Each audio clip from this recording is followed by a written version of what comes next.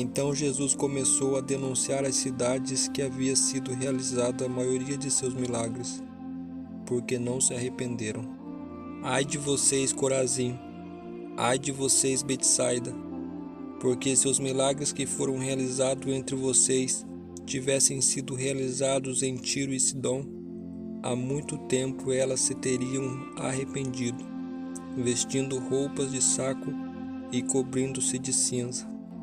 Mas eu afirmo que no dia do juízo haverá menor rigor para Tiro e Sidom do que para vocês. E você, Cafarnaum, será elevado até os céus? Não, você descerá até o Hades. Se os milagres em que você foram realizados tivessem sido realizados em Sodoma, ela teria permanecido até hoje. Mas eu afirmo que no dia do juízo haverá menor rigor para Sodoma do que para vocês. Naquela ocasião Jesus disse: Eu te louvo, Pai, Senhor dos céus e da terra, porque escondeste estas coisas dos sábios e cultos, e as revelaste aos pequeninos. Sim, Pai, pois assim foi do teu agrado. Todas as coisas me foram entregues por meu Pai. Ninguém conhece o Filho a não ser o Pai, e ninguém conhece o Pai a não ser o Filho, e aquele a quem o Filho o quiser revelar. Venham a mim, todos os que estão cansados e sobrecarregados, e eu darei descanso a vocês. Mateus capítulo 11, verso 20 a 28. Assim como nós, Jesus nunca falou sem um contexto. Para compreendê-lo, precisamos entender o contexto de suas declarações se desejarmos evitar equívocos a respeito dele. O capítulo 11 de Mateus marca uma reviravolta nesse evangelho. As declarações denunciando importantes cidades da Galileia foram as mais duras até aquele ponto do evangelho. Jesus não bajulava ninguém. Ele colocava o dedo na ferida. Associava-se com as pessoas erradas. Saindo Jesus, viu um homem chamado Mateus, sentado na coletoria, e disse-lhe: Siga-me. Mateus levantou-se e o seguiu. Estando Jesus em casa, foram comer com ele os seus discípulos, muitos publicanos e pecadores. Vendo isso, os fariseus perguntaram aos discípulos dele: Por que o mestre de vocês come com os publicanos e pecadores? Ouvindo isso, Jesus disse: Não são os que têm saúde que precisam de remédio, mas sim os doentes. Vão aprender o que significa isso. Desejo misericórdia, não sacrifícios, pois não vim chamar justos, mas pecadores. Mateus capítulo 9, verso 9 a 13.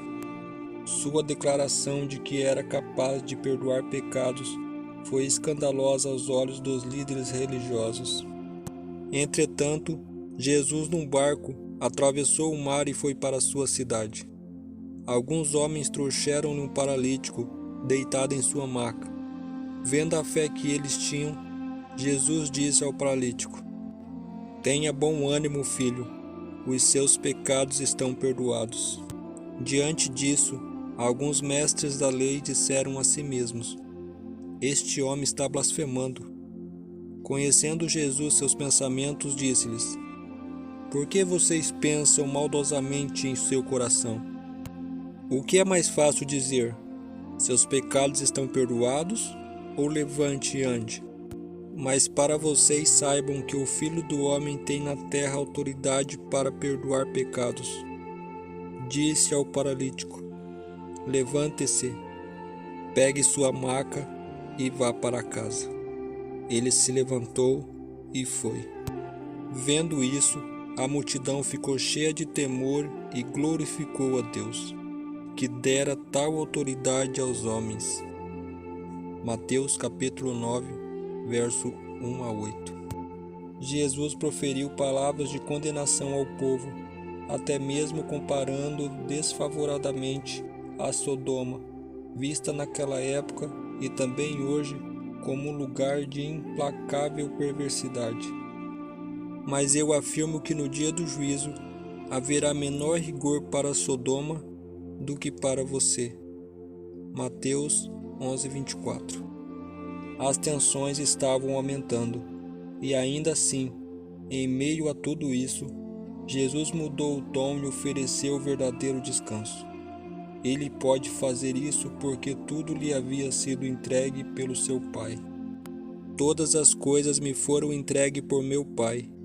Ninguém conhece o Filho a não ser o Pai, e ninguém conhece o Pai a não ser o Filho, e aqueles a quem o Filho o quiser revelar. Mateus 11:27. A capacidade de Jesus de conceder descanso está fundamentada em sua divindade e unidade com o Pai. Antes de ir a Cristo para descansar nossos fardos, precisamos entender que não podemos levá-los sozinhos. Não iremos a Jesus a menos que conheçamos nossa verdadeira condição. O convite de Jesus está fundamentado na necessidade. Mateus 11:28 começa com um verbo imperativo. Venham. Ir não é opcional. Ir representa a condição prévia para encontrar descanso. Ir significa que precisamos entregar o controle. Numa época em que controlamos muitas coisas por meio de nossos smartphones, ir a Jesus não é a direção natural. A entrega é a parte mais difícil da vida cristã. Amamos falar acerca de tudo aquilo que Deus faz por nós em Cristo e de como não podemos salvar a nós mesmos.